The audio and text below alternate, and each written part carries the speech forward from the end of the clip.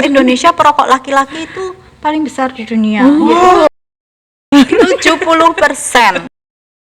Dan perokok anak kita juga tinggi.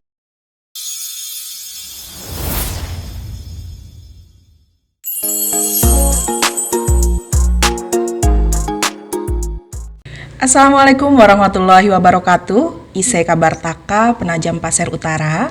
Selamat datang kembali di PNS, Podcast Narasi Sipil, wadahnya sipil bernarasi. Bersama saya Halwa dan hari ini ada Mbak Rini juga. Hai.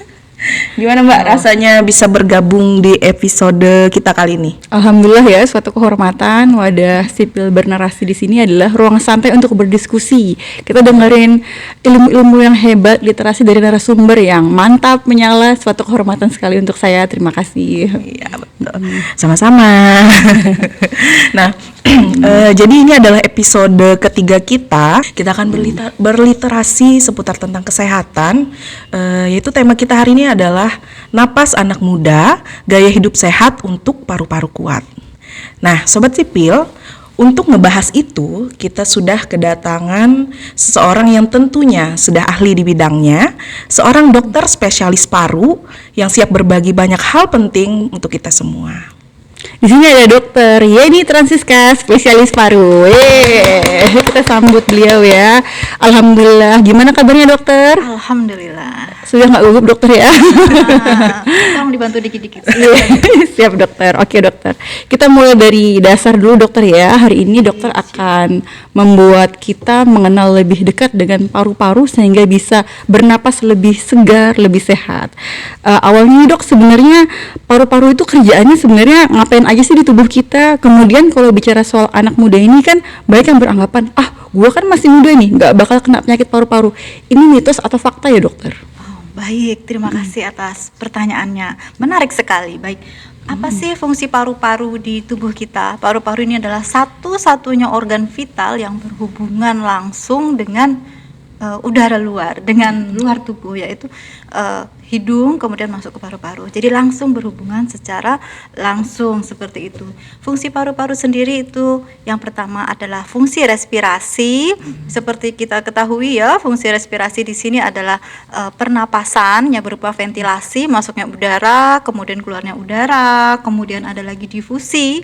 Fungsi yang kedua yaitu difusi, pertukaran gas, yaitu O2 masuk, CO2 keluar. Yang lain yang fungsi ketiganya adalah perfusi. Perfusi itu seperti aliran darah seperti itu di dalam paru-paru itu sendiri.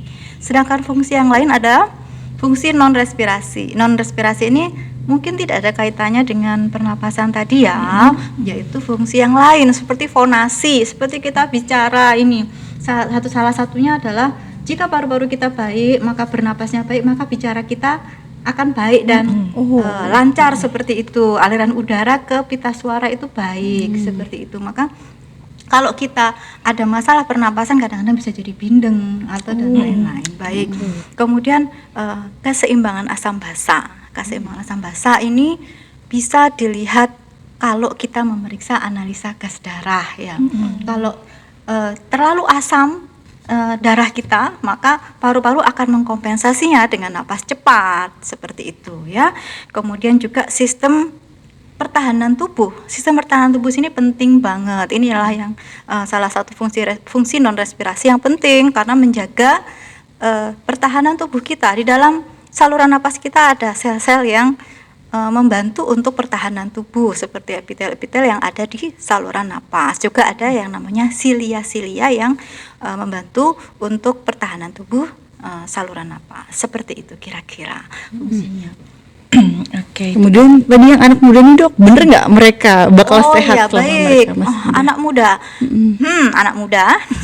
Dengarkan apa kata orang tua. Baik, anak muda memang jarang ya terkena penyakit paru-paru kronis seperti PPOK, kanker paru yang serem-serem ya. Akan tetapi anak muda di sini yang paling sering terkena adalah TBC. Malah TBC. Ya, karena kita bergaul dengan banyak orang di luar, mobilitas tinggi, kemudian rawan sekali tertular TBC paru. Kemudian yang sering lagi yaitu asma. Asma ini bawaan dari lahir dari orang tua, keturunan paling banyak seperti itu, atau bisa juga dipicu oleh aktivitas alergi dan lain-lain. Kemudian yang paling sering lagi pada anak muda ya ISPA, bronkitis akut seperti itu. Bukan berarti aman ya anak muda dari penyakit paru, tapi memang konotasinya penyakit paru itu serem, tapi sebenarnya tidak seseram itu. Oh gitu ya. Saya tadi ada dengar dok, ada PPOK ya. Itu apa tuh beda-bedanya dok? PPOK, TBC tadi ya. Itu bedanya apa dok? PPOK adalah penyakit paru obstruktif kronik. Nah, ini biasanya menyerang pada orang tua 40 tahun lah, 40 tahun ke atas. Biasanya oleh paparan lama ya, seperti paparan zat-zat toksik yang beracun seperti rokok. Yang terutama adalah rokok yang sengaja dimasukin ya.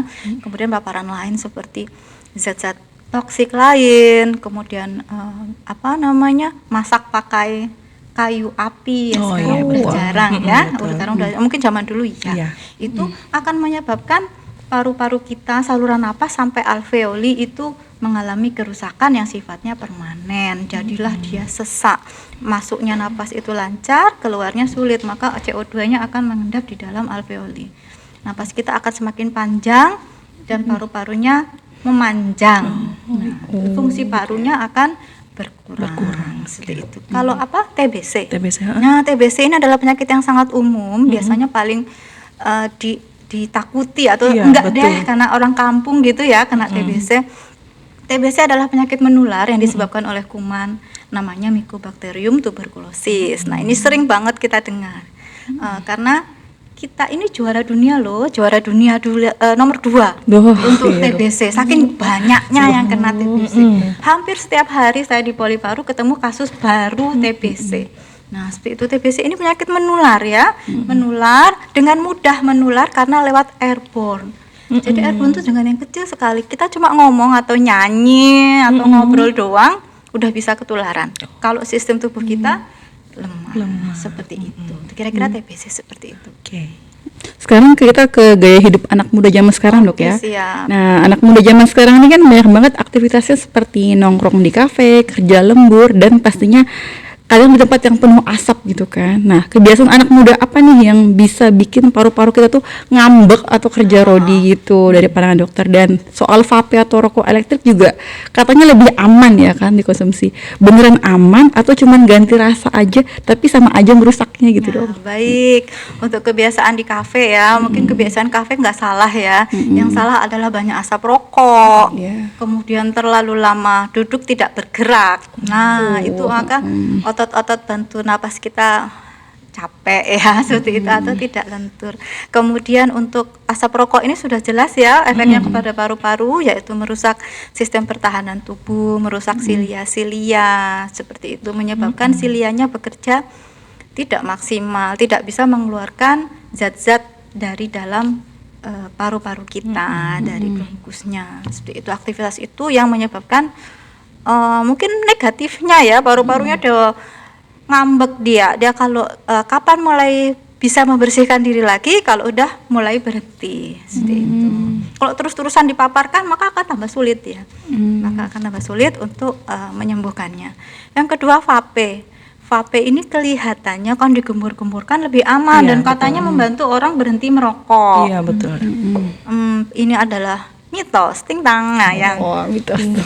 mitos. Nah, jadi sebenarnya sama saja antara rokok elektrik maupun rokok konvensional, sama-sama menyebabkan kanker, sama-sama menyebabkan PPOK. Justru rokok yang ada rasa-rasa itu lebih mudah untuk dimasukkan sesuatu ya, makanya di Singapura itu dilarang karena mudah dimasukkan zat-zat narkoba dan lain-lain.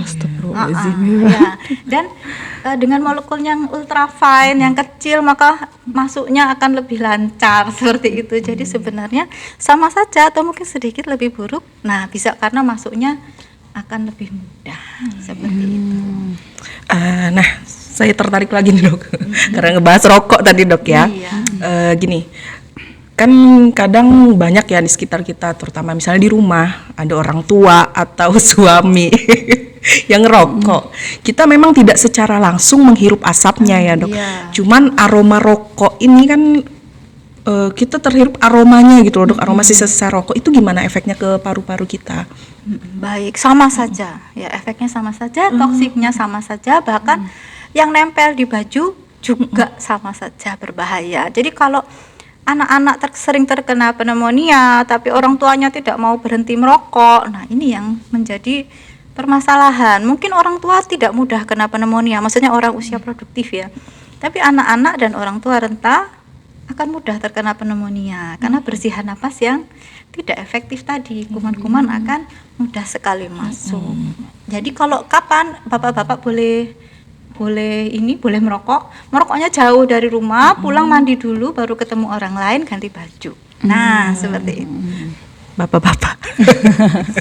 Nah kemudian nih dok ada ini ya, nggak boleh duduk terlalu lama diam gitu kan. Iya. Jadi olahraga apa ini yang paling efektif supaya paru-paru bisa bekerja maksimal? Nah, baik. Untuk paru-paru sendiri sebenarnya ada kapasitas vital ya. Kapasitas vital paru itu sekitar 3 sampai 5 liter ya, sekitar seitu udara yang bisa masuk. Kapan akan efektif ya? Kalau otot-otot kita ini juga baik seperti itu. Olahraga apa? Aerobik sangat membantu. Olahraga yang sifatnya aerobik mungkin jalan, lari, jogging, bersepeda seperti itu. Yoga mungkin ya, yoga atau senam juga bisa yang melatih otot-otot pernapasan. Ada kami dari PDPI, Perhimpunan Dokter Paru Indonesia, namanya senam asma. Itu ada untuk senam pernapasan. Nanti kita coba senam ya mbak ya. Ada di YouTube itu bisa dibuka. Dari olahraga ke makanan dan minuman kita dok ya. baik. Makanan dan minuman apa yang bisa membantu paru-paru bersih dan kuat? Bersih. Ini sering disalahartikan. Kenapa? Karena orang mau MCU, saya tadi minum susu dok, mau Oh, iya. MCU. Kok secepat itu kali ya, seperti itu. Jadi antioksidan ya, benar ya, antioksidan vitamin C, vitamin E ya, seperti itu, flavonoid yang mengandung hal seperti itu baik untuk paru. Biasanya ada di buah-buahan berwarna. Paling banyak memang ada di kulitnya. Nah, tapi kan siapa yang mau makan kulit? Yang ada kulitnya seperti apel ya, itu kan bisa dimakan. Apel, pir, cherry dimakan kulitnya bisa. Bukan berarti kita harus makan kulit yang besar-besar juga ya, seperti itu. Terus kalau kebiasaan anak muda sekarang juga dok ya, kebiasaan begadang, terus kayaknya sekarang yang lagi booming banget tuh anak muda tuh kan gampang stres. Apakah itu berpengaruh gitu loh terhadap kesehatan paru-paru kita? Tentu saja ya, begadang seperti tidur kurang, mengubah pola siklus sirkadian kita berubah. Siang jadi malam berubah. Pasti akan berpengaruh pada paru ya, seperti itu. Bukan hanya paru ya, pasti yang lain-lain juga berpengaruh seperti begadang, apalagi tadi selain Stres. oh ya, Kan stres. sekarang banyak banget Ya, tuh yang kalau sedikit-sedikit stres, saya stres. Ya, Gen Z ya. Ya, Gen Z. Termasuk milenial dan Iya, betul. dan Gen X juga mudah stres Iya, sekarang betul. karena tantangan hidup Iya, sekarang. betul. Tentu saja namanya stres tuh pasti mediator inflamasi pasti akan meningkat di dalam tubuh kita, maka bisa mudah sekali terjadi inflamasi. Seperti itu. Sama dengan bagian tubuh lain, paru pun juga rentan dengan hal itu. Nyambungnya gimana tuh dok ceritanya Nah. dari stres ke ini? Mediator orang stres itu mediator inflamasinya akan naik ya. Mediator inflamasi itu seperti alat yang zat ya, apa ya namanya ya, untuk yang keluar pada saat adanya inflamasi, menyebabkan inflamasi seperti itu. Inflamasi itu radang. Radang. Oh, iya. Maka dia akan muncul suatu keradangan seperti itu. Maka tubuh kita akan bekerja lebih keras seperti itu, melawan stres itu tadi. Nah, kalau nih dok ya, kita sudah terlanjur, kayak anak muda sekarang sudah banyak terlanjur ngerokok, apa tadi mbak, vape ya? Ya, vape, rokok Vape. elektrik. Itu bisa nggak sih kalau dia berhenti ngerokok dan nge-vape itu bisa nggak otomatis paru-parunya bersih kembali gitu? Iya, pertama tidak semua orang berhenti merokok lantas jadi bersih. Kalau pada awalnya itu normal, tidak ada masalah dengan parunya, maka berhenti merokok menjadi solusi ya. Kalau baru aja belum ada fungsi paru masih baik, bentuk paru baik dan lain-lain, mungkin bisa dilihat di foto ronsen dan fungsi paru. Kalau baik maka dia dengan berhenti merokok tadi itu berapa menit sudah ada perubahan, berapa hari sudah ada perubahan, 1 minggu sudah mulai silia-silianya, kemudian 1 bulan sudah mulai baik ya. Mungkin memang ada batuk-batuk sedikit karena tadi silia-silianya mulai tumbuh lagi dan bekerja, maka ada efeknya, dok saya habis berhenti merokok malah batuk, itu padahal refleksnya baik seperti itu untuk silia-silianya seperti itu. Tentu ada efek baiknya. Tapi pada yang sudah rusak seperti PPOK, kerusakan permanen, tidak bisa ya, bisa dibilang seperti itu. Tidak bisa otomatis ya, mungkin untuk silia-silia bisa, tapi untuk sampai ke ujung sampai alveolus tidak bisa. Mengembalikan fungsi paru menjadi normal kembali kalau sudah terjadi PPOK sulit ya. Seperti kita hanya bisa mempertahankan untuk supaya tidak menjadi progresif. Seperti itu. Terus ada nggak nih dok ciri-cirinya paru-paru mulai bermasalah menuju PPOK biasanya muncul di tubuh kita gitu? Gejala Sesak, awal, ya. Gejala awal. Paling umum ada sesak ya. Sesak napas. Sesak napas ini ada yang tergantung aktivitas, ada yang tidak juga ya. Tapi kalau sudah parah, biasanya aktivitas ringan pun seperti mandi, angkat gayung itu sudah susah ya, ke kamar mandi seperti itu pada orang-orang tua. Sesak, kemudian dahak. Dahak terutama di pagi hari biasanya banyak sekali. Batuk-batuk disertai dahak. Nah ini biasanya pasien-pasien sering mengeluh nih, dok saya malu dok kalau subuh itu ke musola karena saya batuk. Saya dulu mau azin dok, sekarang nggak bisa lagi karena batuk setiap pagi. Saya malu, saya dikira TBC dok gitu ya. Terus kan coba dikira. Ya seperti itu ya. Itu sesak yang utama, yang paling karena fungsi paru yang menurun. Oh gitu. Terus tadi kan gejala awal ya dok ya. Kemudian nih pemeriksaan apa aja sih yang bisa dilakukan kita anak muda, mungkin ini bukan cuma untuk anak muda ya, untuk segala usia, untuk tahu kondisi paru kita gitu loh. Deteksinya seperti apa dok, pemeriksaan apa? Ya, untuk pemeriksaan standar paru itu untuk fungsi paru ada namanya spirometer. Alat untuk mengukur volume paru statis dan volume paru dinamis. Artinya statis itu masuknya udara berapa liter gitu, kemudian yang dikeluarkan berapa, maka akan terukur di situ fungsi paru kita normal atau tidak. Nah itu ada pemeriksaan seperti itu biasanya dilakukan kalau MCU ya, medical check up rutin seperti itu. Kemudian pemeriksaan lain adalah foto ronsen dada. Nah ini mudah sekali. Foto ronsen memang tidak disarankan pada anak-anak ya, mungkin pada kita yang sudah. Untuk screening tentu saja tidak, untuk anak-anak enggak, tapi untuk umur-umur kita baik dilakukan screening MCU, terutama yang sudah usia 40 tahun ke atas. Mungkin kalau di bawah dari itu kalau sering seperti tadi ya bergaul, mana kita tahu ada kuman TBC, kadang-kadang juga TBC ini belum bergejala tapi sudah muncul. Dikira batuknya hanya karena rokok, ya padahal batuknya batuk TBC. Kadang-kadang muncul infiltrat di paru-paru. Foto ronsen dada. Oh, jadi gini dok, TBC ini kan menular dok ya. Kita kan nggak tahu ya, tiba-tiba mungkin ada orang rumah nih bawa ke rumah TBC. Jadi cara sederhana buat udara di rumah ini tetap bersih gitu kan, yang bisa kita lakukan ini apa dok ya, supaya menghindarkan ini tiba-tiba kok ada TBC datang gitu. Tidak pergi ya, pertama kuman TBC ini sebenarnya mudah sekali mati ya dengan sinar matahari. Maka jika ada sinar matahari masuk ke rumah, sebaiknya seperti itu, dan sirkulasi udara yang baik. Sirkulasi udara yang baik itu mungkin sekitar 12 kali begini ya 1 menit.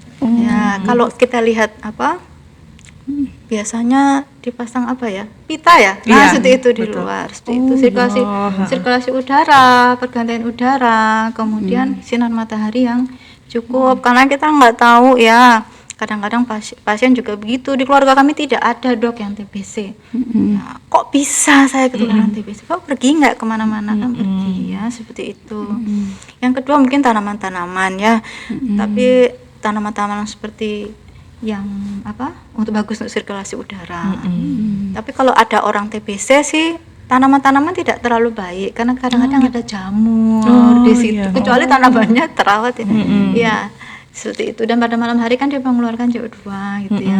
Betul. Tapi tanaman-tanaman seperti kalau zaman dulu kita masih booming tanaman seperti lidah mertua ya, kemudian sirih gading dan lain-lain ya, seperti itu.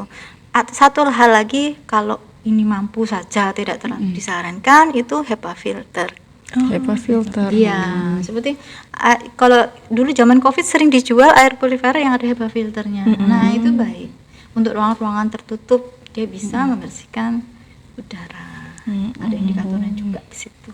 Masukan buat gedung perpustakaan juga ini ya. Ya, kalau di rumah apa sakit ya? biasanya kita pakai HEPA filter karena memang banyak orang sakit di situ.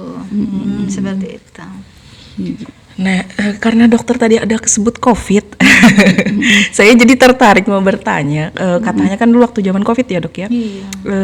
kalau sudah seseorang itu terkena COVID, katanya paru-parunya itu akan rusak gitu loh, walaupun tidak banyak, tapi paling nggak berapa persennya gitu. Itu gimana dok? Bener apa enggak? Baik ya, sejauh pengalaman dan yang dibaca ya, ini tergantung derajat. Pada saat kena, kalau ringan sih biasanya nggak ada masalah ya. Tapi kalau sudah yang berat, pada saat itu pun sudah berat, maka dia akan tumbuh menjadi ya seperti permanen gitu. Nah, seperti fibrosis seperti itu, pasti ada masalah. Tapi tidak, yang saya temukan saat ini gejala sisanya itu tinggal yang sesak-sesak begitu ya. Oh, jadi masih ada dok. Nah, gejala-gejala ringan. Kalau yang berat-berat sudah nggak pernah nemu ya.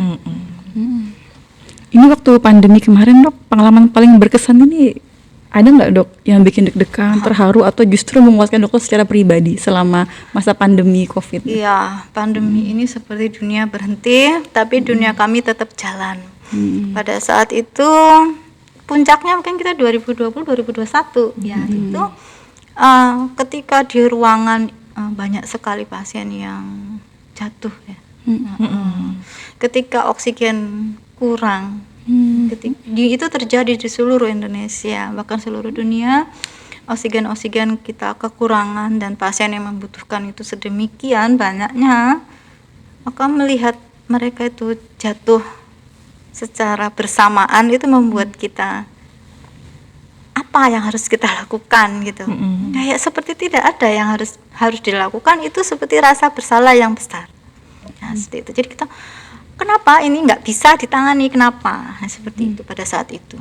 Memang itu adalah pelajaran yang sangat berharga ya, karena konon siklus flu yang seperti itu bisa 100 tahun sekali dan kita mengalaminya. Nah, ini adalah suatu pelajaran yang sangat berharga. Sedih banget dok. Iya, sedih. Anak mudanya banyak dok ya kemarin. Anak muda terutama yang punya komorbid seperti asma, anak muda dengan asma, kemudian anak muda dengan hamil, kemudian anak muda dengan kencing manis ya, diabetes mellitus, itu yang kebanyakan tidak lolos seleksi. Tapi kalau yang tanpa komorbid biasanya baik. Ya, ibu hamil biasanya yang kurang baik. Iya, tadi bicara soal asma ini kan bawaan dok ya. Iya. Bisa nggak orang tuanya itu atau kita sendiri deh berjuang supaya jangan dia asmanya nurun ke anak gitu? Nggak bisa dok ya? Itu jalur langit ya. Jalur langit. Iya. Sebenarnya asma sendiri kan bisa dikontrol ya. Mungkin pada saat-saat tertentu asma ini sangat merepotkan karena sering kambuh. Tapi ada obat untuk mengontrol asma dan gaya hidup sehat tentu saja. Hindari penyebab. Intinya itu sih. Hindari. Kan pasti kita paling tahu apa kita alergi apa ya. Dok, kalau saya makan semangka sesek, batuk, ya nggak usah dimakan. Sesimpel itu sebenarnya. Apa sih yang terjadi dengan paru-parunya itu dok kalau asma itu? Asma ini sebenarnya ada di saluran napas ya.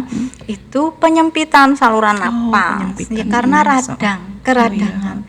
Radang itu hipersensitivitas yang disebabkan kita alergi.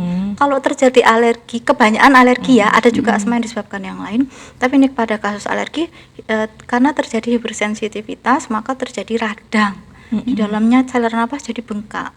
Nah, ini dia bisa membaik, bisa kembali normal. Bedanya sama PPOK tadi, Iya, betul. nggak bisa kembali ya. Dan ini kalau sudah di saluran napasnya sempit, ditambah lagi sekret, dahak, nah itu maka sulit banget napasnya. Bisa nyeri dada. Keluhannya nyeri dada, sesak dan batuk. Itu yang paling sering. Apakah semua penyakit paru-paru ini menular, Dok? Oh, tidak. Seperti tadi kan ada yang menurun. Kita kembali ke tadi ya dok, kebiasaan anak muda yang nongkrong tadi ya. Tadi kan sudah dikasih tahu juga bahwa asap rokok. Saya penasaran sama asap-asap yang lainnya dok. Kayak misalnya asap kendaraan, polusi iya. polusi. Atau asap yang suka bakar-bakar sampah iya, gitu betul, loh. biomas Apakah itu ya. berpengaruh juga untuk paru-paru Betul, gitu? berpengaruh tapi jangka panjang. Oh, ya. gitu.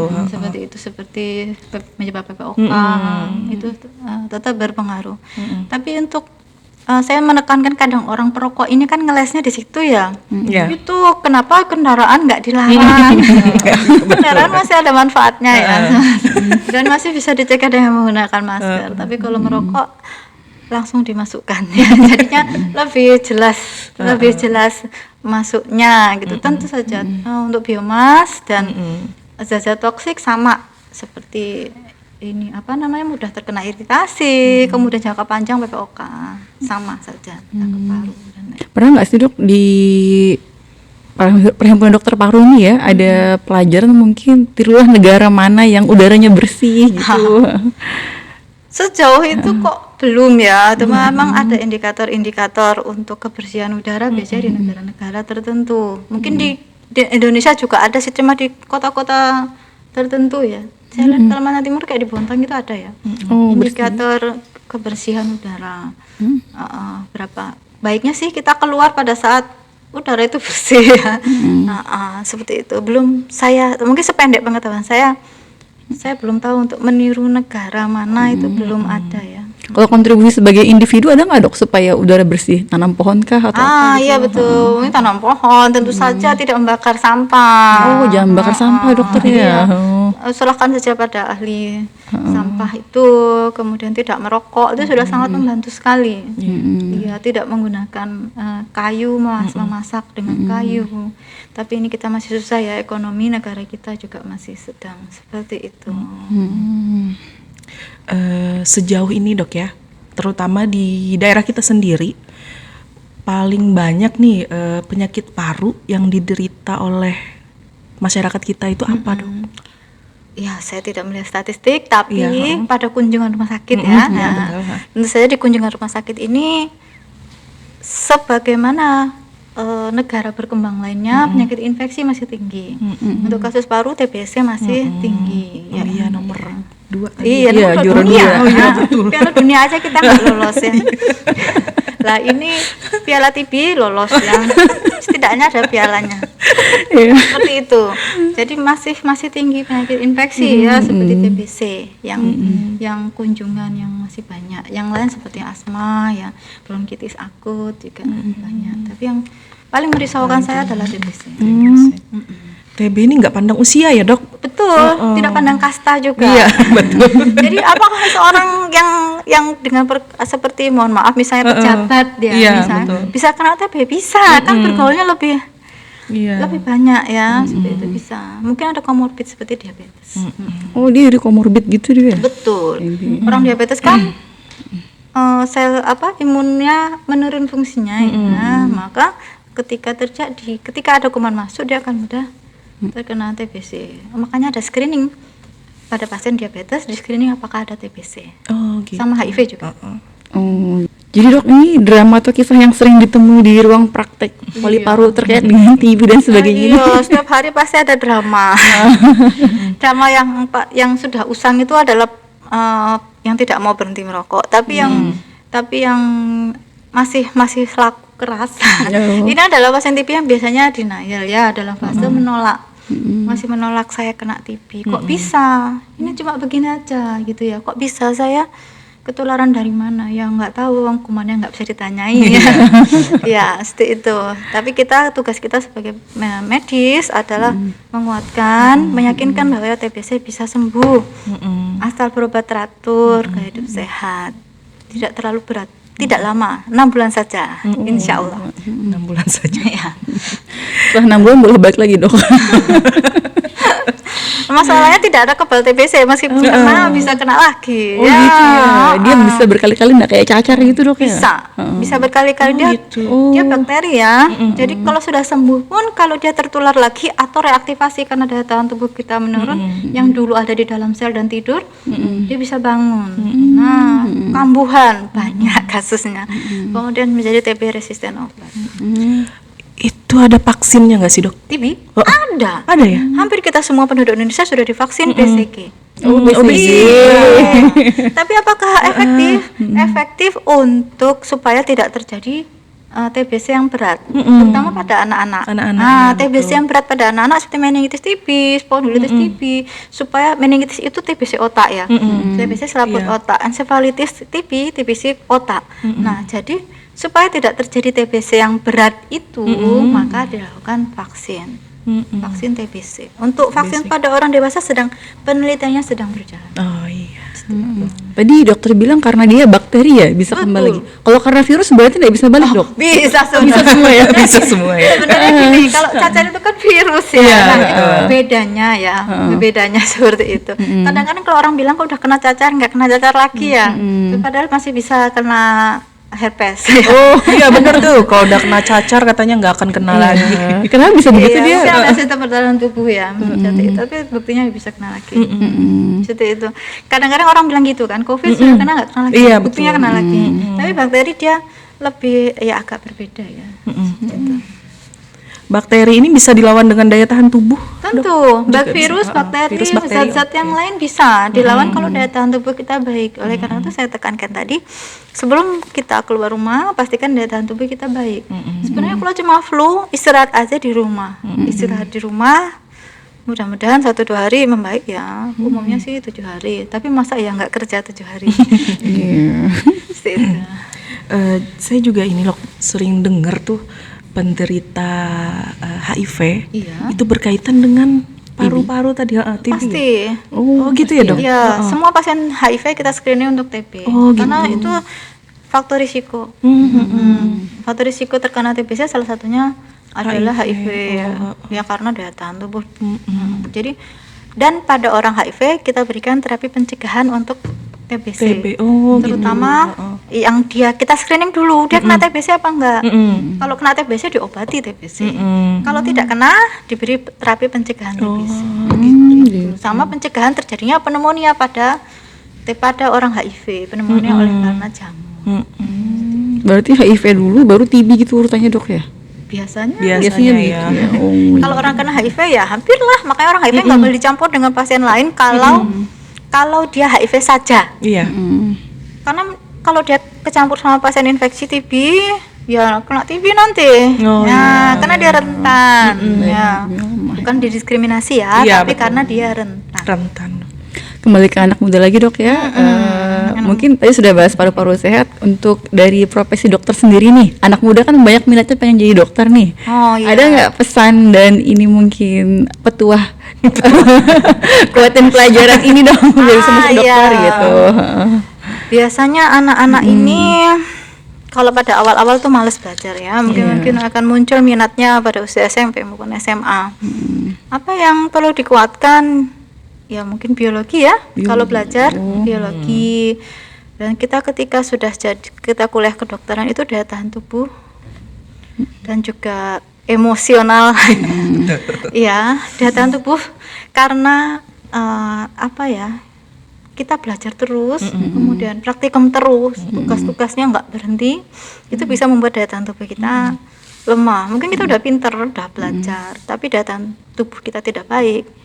Bisa seperti itu. Dan mungkin secara emosi jangan mudah stres. Karena kalau stres nanti di tengah jalan putus kan sayang ya. Mungkin harus paparkan untuk motivasi sejak awal. Kita masih butuh banyak dokter umum ya. Seperti itu. Kalau dokter sendiri kenapa ngambil paru-paru kemarin? Betul. Kenapa tidak ya? Kenapa tertarik ke banyak pilihannya gitu, dok ya? Sebenarnya kan dulu ya. Paru-paru ini sebenarnya saya awalnya nggak tertarik juga ya, karena harus berbeda yang diambil waktu prodi yang diambil waktu mendapatkan beasiswa, kita akan mengambil prodi yang belum diambil orang lain. Tapi ternyata gitu. ketika sudah masuk ya menarik. Ya, seperti itu. Kenapa tidak? Ternyata ya cukup menarik. Kemudian untuk peran perpustakaan dan pemerintah daerah sendiri yang paling krusial mungkin untuk menciptakan udara bersih dokter, atau mungkin edukasi buat masyarakat supaya nafas sehat, ada mungkin dokter sarannya? Ya, kita ini kadang menganggap bahwa ruang terbuka itu boleh merokok. Padahal tidak semua ruang terbuka itu boleh merokok. Tempat bermain anak, masa ya mau seperti itu. Jadi mungkin pemerintah bisa menyediakan tempat yang bebas asap rokok seperti itu. Seperti kalau perpustakaan mungkin seperti ini ya, podcast atau mungkin edukasi atau mungkin semenit membaca buku seperti itu ya. Kita tinggal membaca buku saja. Edukasi dari perpustakaan. Juga ruang terbuka mungkin di perpustakaan sehingga anak-anak mungkin bermain sambil membaca buku, tempat yang nyaman.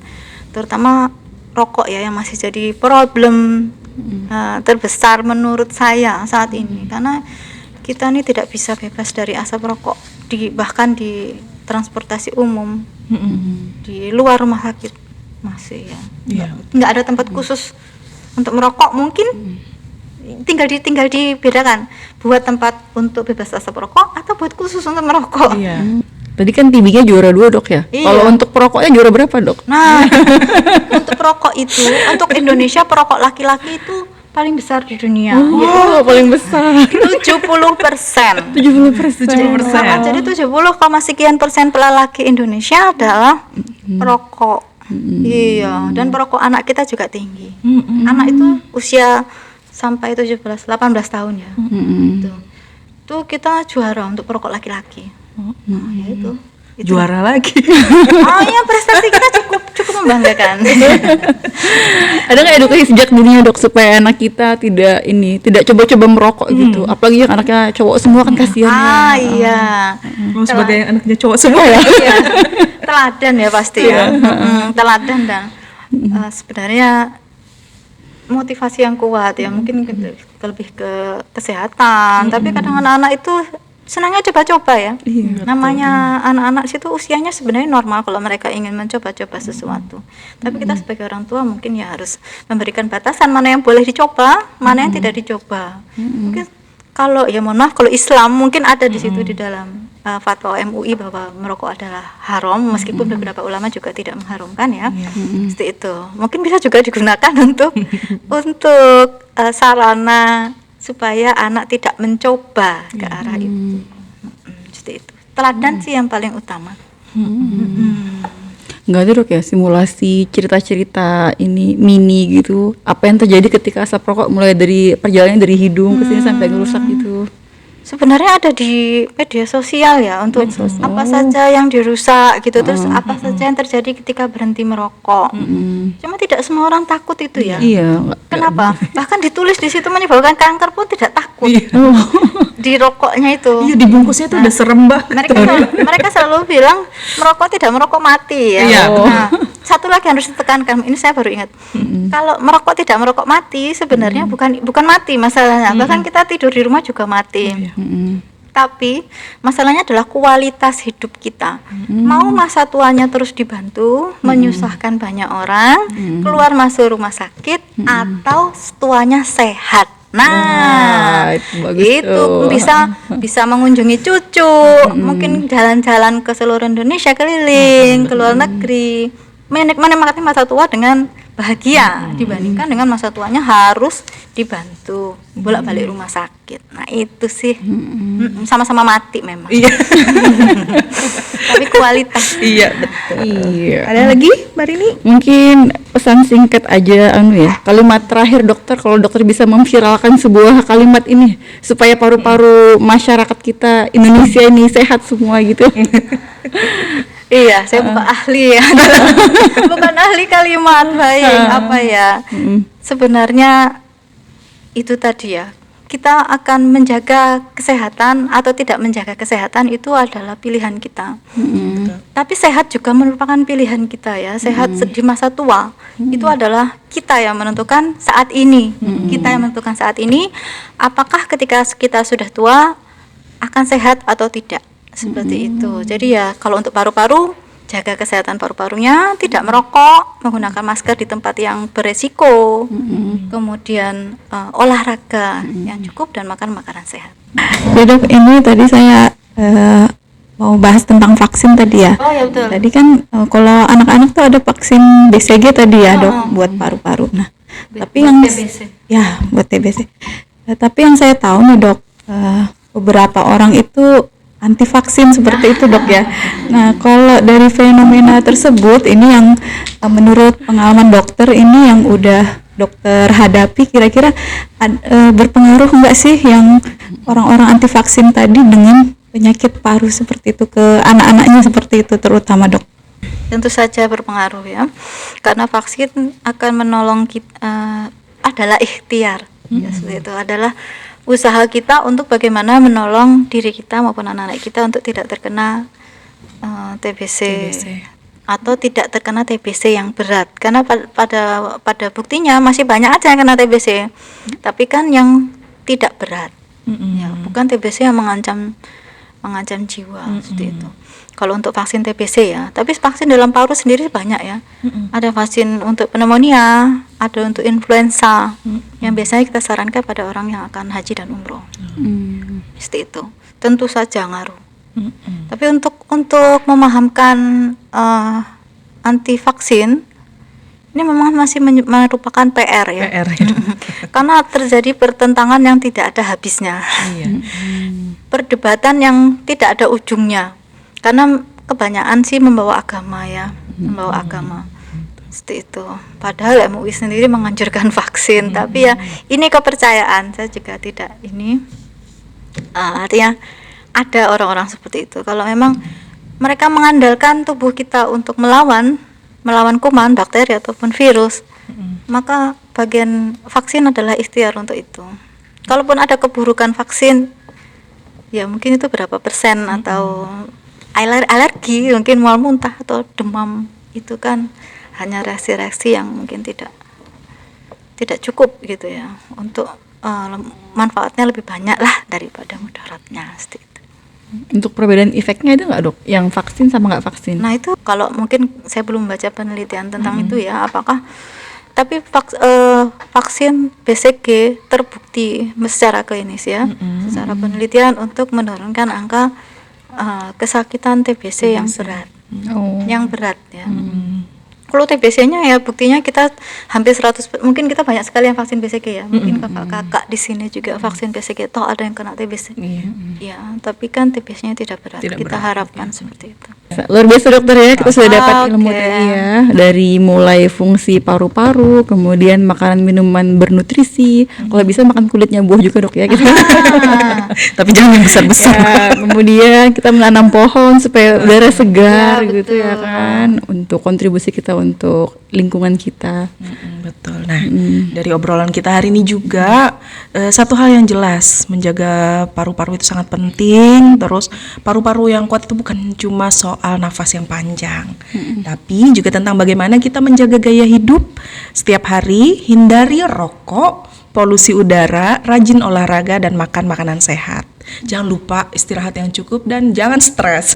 Terima kasih dokter sudah berbagi manfaat ya Mbak ya hari ini sama kita semua.